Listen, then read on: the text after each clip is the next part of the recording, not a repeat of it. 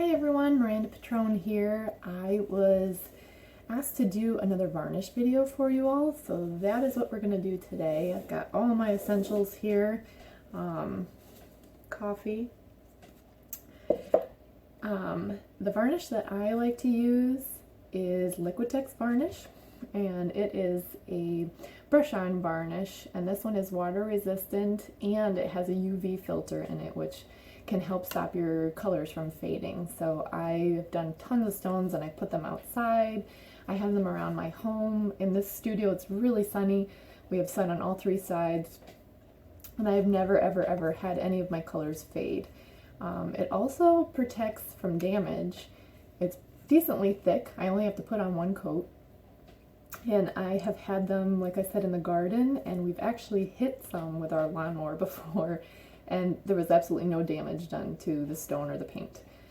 Maybe the lawnmower, but not the stone or the paint. So, with the brush-on varnish, I like to use the sponge brushes just because they don't leave any lines in the varnish when you're putting it on the stone. It's easy to work with. I actually can put it right into the brush and it soaks up on the brush, and then I'll pour a little bit on the stone as well and just get a good thick coat going, and I have not ever had a problem. I absolutely love this varnish. It is available at stores like Michael's. We have one that's owned by Michael's here that sells it. This size bottle for about 8 ounces is $11.99, I think, and if you go to Michael's, they have their 40% off one item coupons all the time, so a lot of times I will save it and do the 40% off with one of these. I think it's a little pricier at Michael's, but it ends up being less than $10 for a bottle of this, which I think is a great investment. One of these will last me a while, and I do it on canvas, I use it on stones, I use it on top of any other little items that I do to protect them. Let's see, what else do I have around here? Oh, I have actually even used it on coffee mugs before too. If you don't have a paint, like the multi-surface paints, you can bake in the oven and they set themselves now. But this one was actually just done in regular acrylics, and then I did the varnish over it, and I didn't bake it. So I just hand washed this one, to be honest, but now that the multi-surface paints are out, we don't have to worry about that. They go in the dishwasher and everything, which is fantastic. So, all right, let's get started. I have a ton of stones I've done here lately that are in desperate need of some protection and varnish. So, as you can see, the colors are still actually really bright. And it's kind of a chalky bright, but the colors from Decoart that I use are still really bright. So it's not necessarily just the varnish that makes them bright, but also if you're using black stones or a black background, that will help your colors pop too. So let me grab my paint brushes here. Okay, I had to pause it there for a second. My children love coming in the studio and creating art. They have a tendency to not know how to take care of the brushes properly yet. So the one I had was stiff because it had been left and not washed. So I'm going to have to toss that one out, unfortunately, or try to clean it out with some paint thinner or whatever I can get it out with. But all right, so want to give yourself a good amount of space and protect your surface. I have dripped it a couple of times on this and it doesn't come off my desk. So I'm afraid of doing damage to the desk with scraping, so I'm just going to let it fly and stay there. But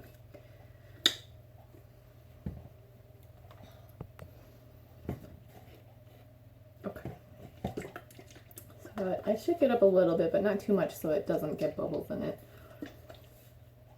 And this is the one I have open now. And what I like to do is put some in your brush and saturate the brush first, and then I pour it a little bit on the stone, and that way you don't have to work the varnish as much, which will start to leave bubbles and lines. It does start to dry pretty quickly, so it's kind of a work quickly type thing. So I just brush it on really good here, quickly. And don't push down too hard with these sponge brushes, because then it will start to make bubbles as well.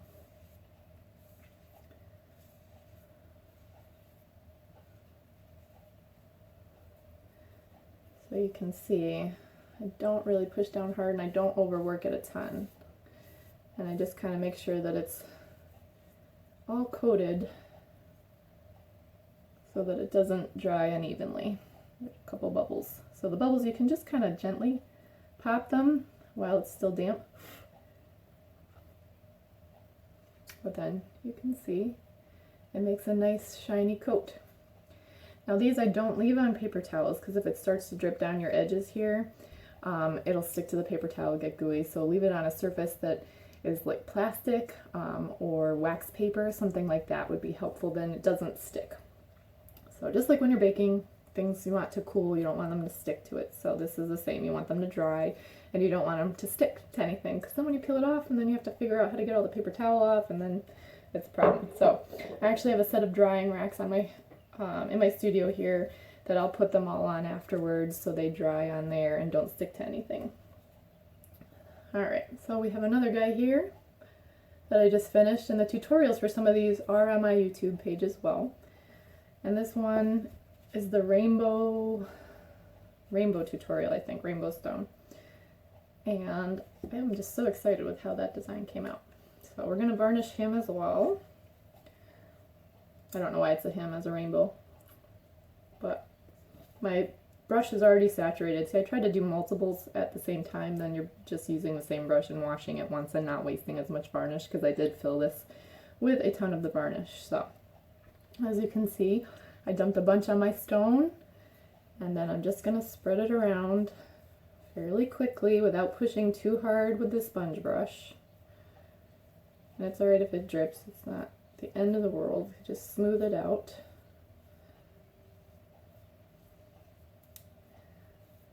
That one was a lot easier, it was less bumpy, it's a flatter stone.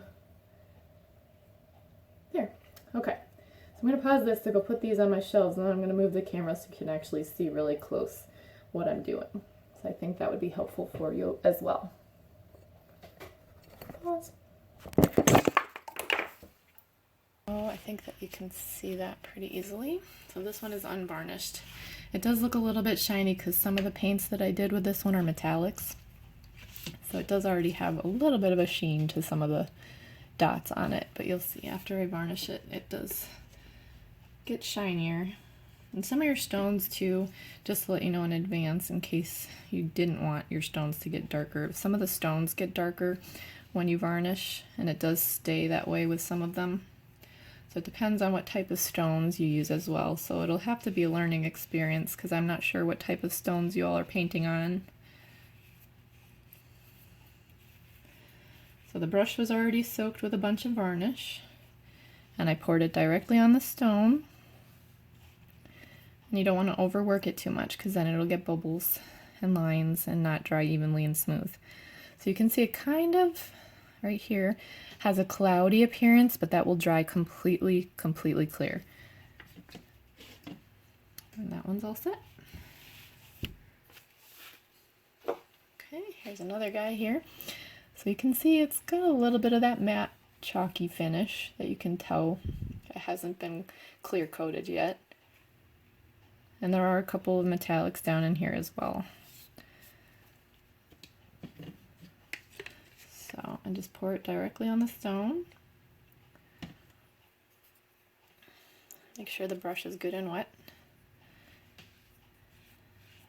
And it was already saturated before, so you can see too there's a few bubbles, and you can just kind of pop them gently with the brush after. But I would suggest just doing the whole stone first and making sure you get the coat on good and thick and all the way around. I've been asked quite often if I do both sides of my stones, and usually I do not. I really like having some of the natural stone show through. Those bubbles don't want to go away. We'll just brush them off the edge here. So I do enjoy having the natural stone show through on a lot on the back, especially if it's a really pretty stone. Sometimes I've painted on quartz or granite from Maine, and they are gorgeous on the back. I like to let the stone show through and have some of that natural art from nature show through. So you can see it's a little cloudy, but like I said, those will dry completely clear. All right, I got one more little guy here, and I actually have this brush so soaked, and this stone is decently small, so I'm just going to go ahead and use what I have in the brush here.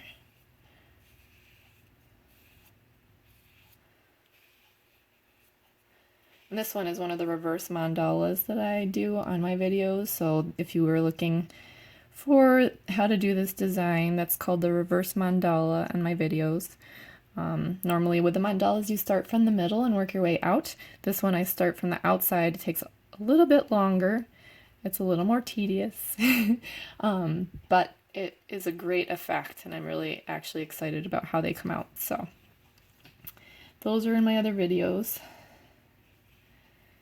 There, so those are varnished.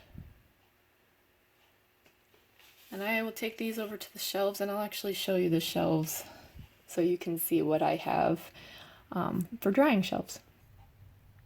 Okay, so as you can see, I just have some of the plastic heavy-duty Sterilite, I think they're made by, shelving, and we just set them up, and it's plastic, so it doesn't, your items don't stick to it when they're done drying or as they're drying. They're easy to clean. I do have some of the other levels, but don't put anything below it if these are dripping kind of thing. But if it's not super drippy, you can add stuff on levels as well, just because I start to run out of space. But they're stackable. You can see I used to put too much on them that cracked that end, but they last a good while. I've had these for 10 years and they last pretty well if you don't put too much on them. Okay, so again, it was the LIQUITEX Professional Varnish, and they have a huge range of products, so there is basically something for everyone there. They have matte. This one's high gloss. They have matte. I think I actually have just regular gloss, and all of them are UV protectant, water resistant, and super easy to use. And then get the sponge brushes too, which are like 25 cents. Or you can get multi-packs. I think they have like 5 for $2 at my store. And I find them really helpful. So I hope you found this video helpful. It was fun chatting with you all again. I look forward to your comments always. If you love it, please give me a thumbs up. And if you're looking for my other videos, like I said, you can subscribe to my YouTube channel to find those. I have them all listed on there. And I hope that you all have an awesome day.